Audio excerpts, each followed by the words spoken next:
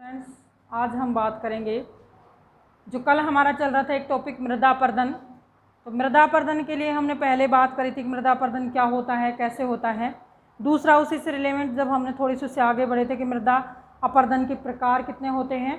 और आज हम बात करेंगे कि मृदा अपर्दन के कारण, कि किस कारण से मृदा अपर्दन होता है। क्योंकि कुछ समस्याएँ ऐसी हैं स्टूडेंट जो राजस्थान में बहुत ज़्यादा चल रही हैं। जैसे सेम की समस्या मैंने बताई थी, अभी हम डिस्कस भी करेंगे कि सेम की समस्या क्या है। तो मृदा अपर्दन यानी मृदा के क्षरण जो होता है उसके संबंध में हम अभी चर्चा कर रहे हैं। उसको रोका कैसे जाए, उसके उपाय क्या हैं, ये भी हम थोड़ी सी चर्चा करेंगे। क्योंकि हम मृदा का प्रकार पढ़ लेते हैं, मृदा क्या ये पढ़ लेते हैं, लेकिन अपर्दन नहीं पढ़ते। क्वेश्चन अपर्दन से पूछा जाता है कि अपर्दन का जो है सबसे ज़्यादा किससे होता है, कहाँ होता है। आपसे पूछ लिया जाए कि राजस्थान के पश्चिमी एरिया में अब मृदा अपर्दन सबसे ज़्यादा होता है, तो पश्चिमी एरिया के साथ आपको याद आ जाएगा कि मरुस्थल है, और मरुस्थल है तो कहाँ किससे होगा, हवा से होगा। और यदि हम पूर्व की बात करें तो पूर्वी एरिया की यदि हम बात करते हैं या फिर हम दक्षिण पूर्व की बात करते हैं तो वहाँ पे क्या नदियाँ हैं, तो सबसे ज़्यादा किससे होगा, जल से। मृदा अपर्दन किससे होगा, जल से।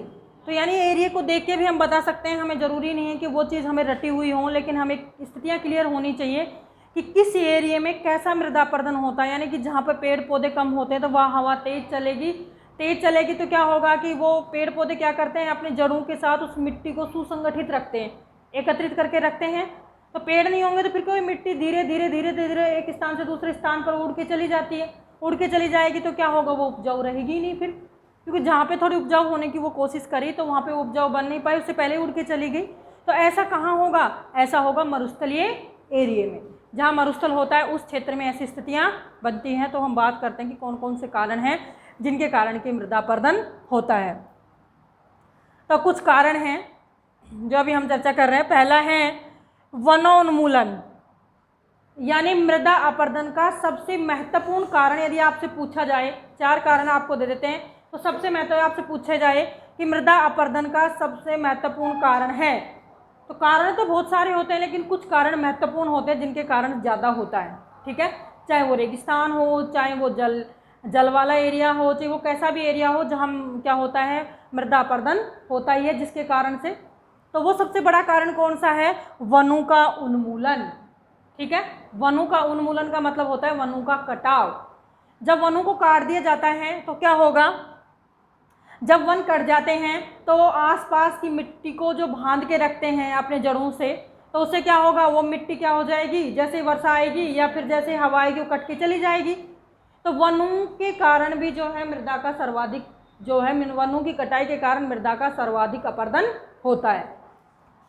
यानी एक कारण तो क्या होगा कि पेड़ों की अंधाधुंध कटाई, पेड़ों की जब अंधाधुंध कटाई होता है तो वो एरिया कैसा हो जाता है, वहाँ जैसे थोड़ी हल्की वर्षा आती है या हवा आती है तो वो अपनी ऊपर वाली परत को बाहर उठाकर ले जाती है। दूसरा है कि ये जो पेड़ होते हैं उन पेड़ों से क्या होता है, पत्ते गिरते हैं, उनकी टहनियाँ गिरती हैं, उनसे जो भी चीज़ें, पत्ते टहनियाँ ये चीज़ें गिरती हैं, कोई छोटी मोटी लकड़ी गिरती है, तो उससे क्या होता है, ह्यूमस की मात्रा बढ़ती है उससे, और ह्यूमस की मात्रा बढ़ने से क्या होता है, मिट्टी उपजाऊ होती है।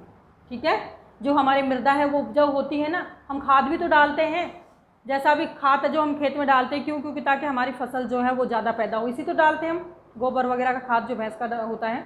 तो वही चीज़ है कि ये ह्यूमस होता है, इसके क्या होता है, पेड़ों के आसपास में ये सारे इकट्ठा हो जाता है और उस एरिया में उड़ के इधर उधर तो जाएगा वो थोड़ा, उससे क्या होगा, भूमि क्या होगी, उपजाऊ होगी।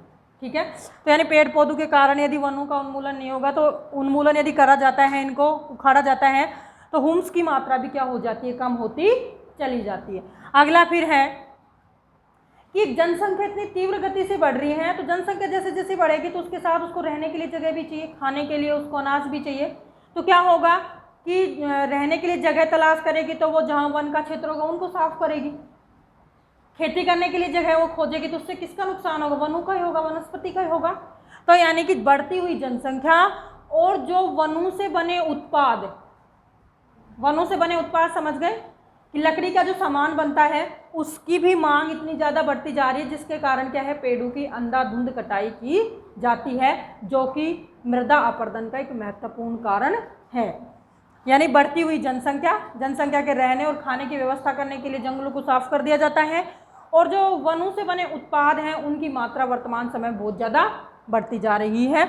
अगला है कि जब वनों की कटाई हो जाती है तो उसके बाद आसपास के एरिया जो सुसंगठित होता है वनों के कारण, उससे क्या होगा, जैसे वनों की कटाई होगी तो हवा और जल जैसे होगा तो उससे बहकर, हवा से उड़कर और जल से बहकर वो आगे चले जाएंगी और उस एरिया की क्या होगी, उर्वरकता खत्म हो जाएगी। वो भूमि कैसी हो जाएगी, अनुपजाऊ भूमि।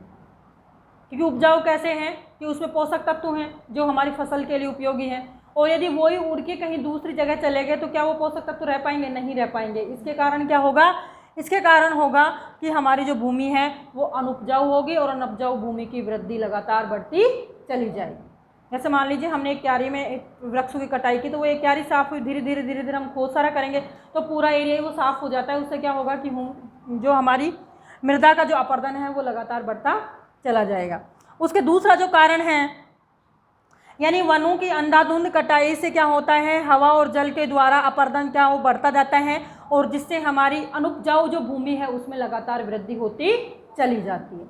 अगला जो हमारा है वो है कि जो अर्ध शुष्क क्षेत्र हमारा है, जहाँ पे थोड़ी बरसात होती है, जहाँ पे गर्मी बहुत पड़ती है, तो यानी अर्ध शुष्क, जैसे हमने देखा था हमारे मरुस्थलीय एरिया हम देखते हैं तो दो प्रकार के, एक शुष्क मरुस्थल एक अर्ध शुष्क मरुस्थल देखा था हमने ऐसा। तो जहाँ पे वर्षा की मात्रा थोड़ी कम है तो अर्ध शुष्क और चरागाह क्षेत्र, जहाँ पर चरागाह क्षेत्र आप जाएंगे तो ये चरागाह क्षेत्र घोषित कर रखा है, यानी कि ऐसा क्षेत्र जहाँ पे आप पशु वगैरह तो वहाँ पे चर सकते हैं, लेकिन वहाँ लकड़ी का काटना क्या होता है, अवैध होता है। वहाँ आप कटाई किसी भी प्रकार की नहीं कर सकते, लेकिन पशुओं के लिए आप चराने के लिए उसको छोड़ दी जाती है। और ऐसी ज़मीन कहाँ पे होती है, गाँव के आसपास का एरिया जो ज़मीन है गवर्नमेंट की, उसको चरागाह घोषित कर दी जाती है कि चराने के लिए इसको छोड़ दिया जाए, लेकिन उसमें कटाई नहीं की जा सकती। तो उससे क्या होगा, यानी अर्ध शुष्क क्षेत्र जहाँ पे हैं या फिर जो चरागाह क्षेत्र हैं उनमें क्या होगा कि भेड़ बकरियों को या पशुओं को जब चराया जाता है तो वो क्या करते हैं, पेड़, जब आपको देखते छोटी छोटी वनस्पतियाँ होती हैं उनको पेड़ के लास्ट तक काट देती है वो, और लास्ट तक खाते खाते खाते क्या करती है, लास्ट में फिर उसकी जड़ बच जाती है। और जड़ बचेगी तो क्या होगा, जैसे ही तेज़ बारिश आएगी, तेज़ हवा आएगी तो वो जड़ को भी बहाकर ले जाएगी। यानी कि हमारे चरागाह क्षेत्र हैं उनमें क्या करते हैं कि पशुओं के द्वारा वो उसको लास्ट स्टेज तक खा लिया जाता है, ऊपर से नीचे जो जड़ बचती है वो हिल जाती है, और हिलने के कारण जैसे तेज़ आंधी आती है या तेज़ बारिश होती है तो वो भी उखड़कर साथ बहने लग जाती है। शायद आप देखते भी होंगे कि जब भी कई चरागाह क्षेत्र जहाँ पे पशु चराए जाते हैं वहाँ पे देखते होंगे कि जब पशु नहीं जाता उससे पहले वहाँ बड़ा बड़ा घास जो भी रहता है, सारी वनस्पति रहती है, लेकिन जैसे ही पशु उससे छोड़ दे जाते हैं तो पूरी तरह समाप्त हो जाती है, क्योंकि वो पशु क्या होता है उसको लास्ट स्टेज तक काट के खा लेता है। उसके बाद उसकी जड़ों को जब वो काटता है तो हिलती तो जैसे ही तेज़ हवा आएगी या फिर तेज़ बारिश आएगी तो बह के उसके साथ चल देगा। अगला जो है हमारा कि जो पहाड़ी क्षेत्र हैं, पहाड़ी क्षेत्र जो हैं या फिर जो आदिवासी एरिया हैं उनमें क्या होता है कि वो वनों को काट कर, यानी ऐसे क्या करते हैं, वनों को काटते हैं और काट कर वहाँ पे क्या करते हैं, कृषि करते हैं, जला देते हैं। या तो जैसे वालर कृषि में ऐसा ही होता है, वालर और झूमिंग कृषि में क्या होता है कि आदिवासी जंगल में कहीं भी ऐसा लगता है कि हाँ ये थोड़ी ठीक ठाक ज़मीन है तो उसको वो जला देते हैं, उस वहाँ की पूरी उसको, और वहाँ पे फिर वो खेती करते हैं 5-4 साल 7 साल वो खेती करते हैं, फिर जैसे वो अनुपजाऊ होती है उसको छोड़ देते हैं, फिर उसके बाद अगला कर देते हैं। तो जो उन्होंने छोड़ी वो तो अनुपजाऊ हो गई ना, वो जैसे ही हवा आएगी या बारिश आएगी तो बह के चला जाएगा सब कुछ उसका, अगले फिर ऐसे उनका ये प्रोसेस चलता ही रहता है जंगलों में। तो इससे क्या होती है, इससे मृदा का अपर्दन होता है। या फिर जैसे पहाड़ी हमारे ढाल हैं, उन ढालों पर भी क्या पेड़ को काट के वो खेती करते हैं, तो जैसे उनकी खेती कट जाती है उसके बाद जैसे बारिश आती है या हवा चलती है तो वो उसको बहाकर अपने साथ ले जाती है, जिससे वो पहाड़ी जो ढाल हमारे हैं उन ढालू एरिया की जो मिट्टी है वो मिट्टी भी कैसी हो जाती है, अनुपजाऊ हो जाती है। आपको पहले ही हमने जब चर्चा की थी कि जो पहाड़ी एरिया के आसपास या पहाड़ के पास की जो मृदा होती है वो मृदा कैसी होती है, पतली होती है, उसकी परत कैसी होती है, पतली होती है। अब वो पतली होती है, कुछ उसमें कृषि कर लेते हैं तो उसके बाद क्या, जैसे ही वो हवा आती है या तेज़ बारिश आती है तो उसको बहा कर ले जाती है।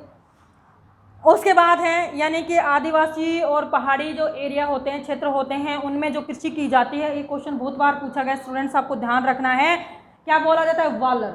राजस्थान में जैसे हमारे उदयपुर, जो हमारे नीचे वाले एरिया जहाँ पे आदिवासी लोग हैं, उदयपुर है, सिरोही है, बांसवाड़ा है, डूंगरपुर है, ये जो इधर के एरिया हैं जहाँ आदिवासी हमारे रहते हैं, तो इस एरिया में जो है वालर कृषि का स्थान जो हम बोलते हैं वालर या झूमिंग कृषि बोलते हैं। लेकिन यदि हम हमारे पूर्वी जो राज्य हैं उनकी हम बात करें तो उन राज्यों में कौन सी टोग्यो कृषि, झूमिंग कृषि, ये भी वहाँ पे बोली जाती है। जो पहाड़ी एरिया में जो है वो टोग्यो कृषि बोल देते हैं। अब क्या होता है कि राजस्थान का आपको मैंने बताया ही था कि हमारे अपर्दन सबसे ज़्यादा होता है हवा से, ये हमने बात करी थी। जल से दूसरे नंबर पे होता है क्योंकि हमारा ज़्यादातर पार्ट 61% भाग जो है वो मरुस्थलीय और शुष्क भाग है। तो मरुस्थलीय और शुष्क भाग में किससे होगी? शुष्क का मतलब है कि वर्षा कम होती है, वर्षा कम होती है तो हवा से ही होगा वो अपर्दन, ये तो कन्फर्म हमारा हो ही चुका था। तो यानी वर्षा से जब हमारे बारिश यहाँ आती है उससे पहले बहुत तेज आंधी चलती है, अंधड़ चलता है या फिर किसी प्रकार के कोई चक्रवात टाइप के आते हैं, बहुत तेज आंधी चलती है, आप देखते भी हो ये।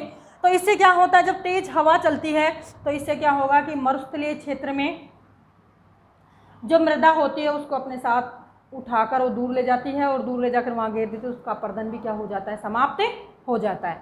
तो यानी कि वनों का उन्मूलन, शुष्क और चरागाह क्षेत्र में जो है वनस्पति को समाप्त करना, आदिवासी और पहाड़ी क्षेत्रों में क्या है वालर, झूमिंग, टोग्यो कृषि करना, कृषि के लिए वो उनको समाप्त कर देते हैं। उसके अलावा है कि वर्षा से पूर्व तीव्र अंधड़ चलता है या तेज हवाओं के कारण क्या होता है मरुस्थलीय एरिया में अपर्दन तेज होता रहता है।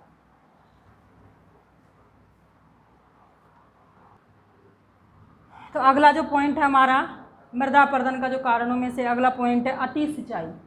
अति सिंचाई का मतलब होता है कि बार बार पानी देना और पानी की मात्रा इतनी ज़्यादा हो जाती है कि वो पानी नीचे रिस नहीं पाता है और नीचे जो लवण की परत होती है वो लवण भी ऊपर आने लग जाता है और जिससे क्या होता है जो पानी तो भाप के रूप में उड़ जाता है लेकिन वो लवण की मात्रा वहीं पे परत के रूप में जम जाती है, तो वो क्षेत्र कैसा हो जाता है, अनुपजाऊ हो जाता है। और ये ऐसा कहाँ मिलता है, यानी अति सिंचाई का मतलब होता है जो नहरी क्षेत्र हैं या जहाँ बहुत बारिश होती है और या फिर बार बार जहाँ पे सिंचाई करी जाती है। तो यदि राजस्थान की हम बात करें अति सिंचाई की तो हमारे सर्वाधिक जो अति सिंचाई होती है वो हमारे कहाँ होती है, गंगानगर, हनुमानगढ़, यानी कि हमारा जो नहरी क्षेत्र है इंदिरा गांधी नहर परियोजना जो हमारी है वो गंगानगर हनुमानगढ़ से प्रवेश करके नीचे आती है। यानी गंगानगर, हनुमानगढ़, बीकानेर, जोधपुर और जैसलमेर, इन एरियो में क्या है हमारे सेम की समस्या पैदा हो रही है। क्यों? क्योंकि नहर के पास के एरिया उन्हें बार बार पानी दे दिया जाता है, पानी भर जाता है, रिसता रहता है और वो क्या होता है वो एरिया थोड़ा नीचा होता है और आगे का क्या होता है ऊंचा होता है, तो पानी फिर बाहर निकल नहीं पाता है। इस कारण से क्या होता है पानी वहीं भरा रहता है और उससे पानी में क्या हो लवण और क्षार की मात्रा बढ़ जाती है। जब लवण और क्षार की मात्रा बढ़ती है तो उससे क्या बोलते हैं हम, सेम की समस्या। क्योंकि पानी तो धीरे धीरे वाष्प के रूप में उड़ जाता है लेकिन फिर वो जो उसमें लवण और क्षार रहता है वो वहाँ की परत के रूप में जम जाता है। परत के रूप में जमने के बाद क्या होता है वहाँ पे फसल जो है वो नहीं उगाई जा सकती, इसलिए वो भूमि कैसी हो जाती है, बंजर या अनुपजाऊ।